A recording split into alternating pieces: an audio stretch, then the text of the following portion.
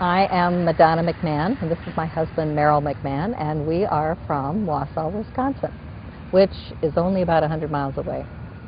Madonna's father's nickname for her when she was a little kid, when she would tend to get into trouble, would be Miss Muffet, and she knew right away when he said that you either stop that or you're probably going to be scolded a bit. I found out that that was her nickname, and I, at the time, was on a deselected submarine, and I had number 3 main engine as one of my engines that tended to give me a little bit of a problem, and that engine became named Miss Muffet. And after we had the airplane built, or finally restored, I said it should have a name, and Miss Muffet became the name that we put on the airplane. There are 4 spiders on the airplane if you can find them.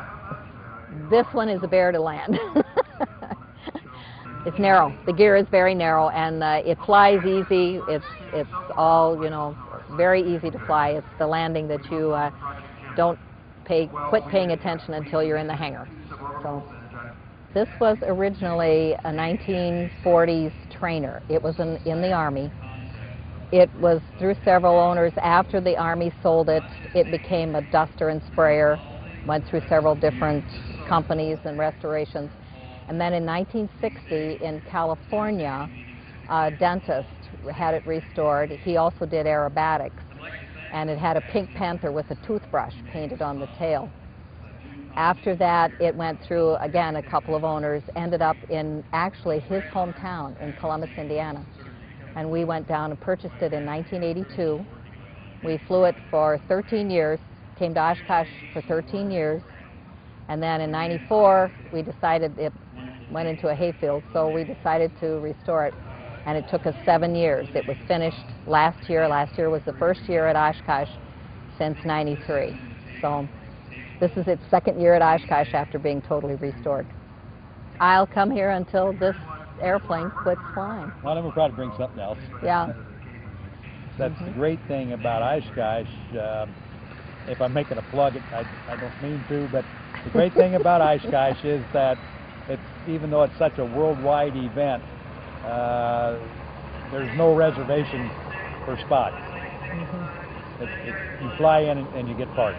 And I think this is the first time we've been on the front row since 1982. Okay, we are cleared for our approach. Have our Garmin GPS set up to fly the LPV. And look, here comes the glide path. You're probably wondering how we can intercept a glide path when there's no ILS on the field. Well, hey, that's the beauty of WAS GPS. No ILS, no localizer, no problem. WAS gives us full vertical guidance even without ground-based navigation.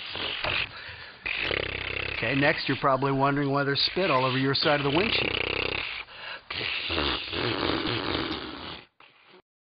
How we first got into aviation is kind of an interesting story in that we had seen the IMAX film To Fly, and I always wanted to try it. And I mentioned it to him on the way home, and he said, stop by the airport. We took an introductory flight, signed up, and it was a competition from then on. Who could get the license first and who could get the best on the test, and it was a household thing. He got his first, and I got mine a year later. I have done some aerobatics when we first learned to fly the airplane. John Hatz, who was the builder and designer of the Hatz biplane, the Homebuild, was also a very good friend, and he taught us how to fly the Stearman. He checked us out in the Stearman, and I was learning some aerobatics. I love aerobatics. And he said that he was going to continue to teach me to do this. We did some things, but then unfortunately he was killed in an automobile accident, and I just really haven't had an instructor since. So, but I'll go up with anybody who'll turn the plane around. Aerobatics, I get sick, so I won't go there. I actually didn't have a fear of flying. I loved it from the time we took the demonstration flight. I think the hardest part, and it probably is worse now, was trying to fit it into a schedule. You know, because to learn to fly, you can't just do it arbitrarily. You have to, it's like learning to do anything. You have to follow a schedule. At that time we were on an agenda for, with the Cessna program. But you have to have a dedication that you're going to fly several days a week, because if you don't, you forget what you've learned and you have to start all over again. So you really have to, you know, set aside the time and be dedicated to do it. Take a ride, get a ride. If you haven't flown, if you haven't been in an airplane, take a ride. Cirrus Design's Vision SJ50 single-engine personal jet offers exceptional fuel efficiency, flexible seating for up to 7, advanced avionics, and all the Cirrus safety features you expect, including the Cirrus airframe parachute system. With its detailed design, the Cirrus Vision is technologically advanced, yet engineered to be simple to fly, to allow owner pilots more lifestyle pursuits than any other personal aircraft. Learn more about the Vision SJ50 at cirrusdesign.com. What do we usually do when we come to Oshkosh? Well, we walk a lot, we talk a lot, and I guess sitting in front of the airplane and hearing the stories from other people, the World War II pilots who learned to fly in a Stearman, the people who owned a Piper Cub and said, I wish I'd never sold it and I'd love to have another one, and that they taught their grandchildren how to fly in a Cub. So it's really the great events, the people mostly, and getting to hear all the stories. And there's a lot of first-time things that you see here.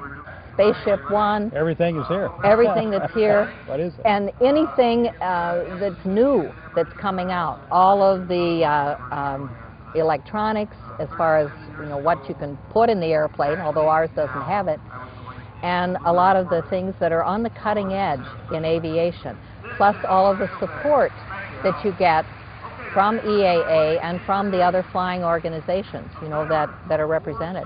It's hard to describe. You cannot believe it until you see it. The other thing is, no matter where you are, I think, in the world, this particular time of the year, you don't say you're going to a fly-in. People ask you, where are you going to be? You say, you're going to be at Oshkosh. It's not EAA, it's not, you said, no, you're going to Oshkosh. And I think that pretty much kind of makes a statement as to what it is. We start getting a little jaded about what's going on. We get a little grumpy about the way things are run. I want you to come up to us and tell us what Oshkosh is, you know, how much excitement you're having. Those two individuals are kind of keeping the spirit alive for us by their volunteering and taking the ride on the B-17, and basically meeting the people like that's what I guess keeps you coming back. And we've met at Oshkosh, we've met people from all over the world who have become friends, and we keep in touch with them. And the airplanes are wonderful. It's great to see things like the Boeing and other great restorations and family restorations. The airplanes allow you to meet some really wonderful people.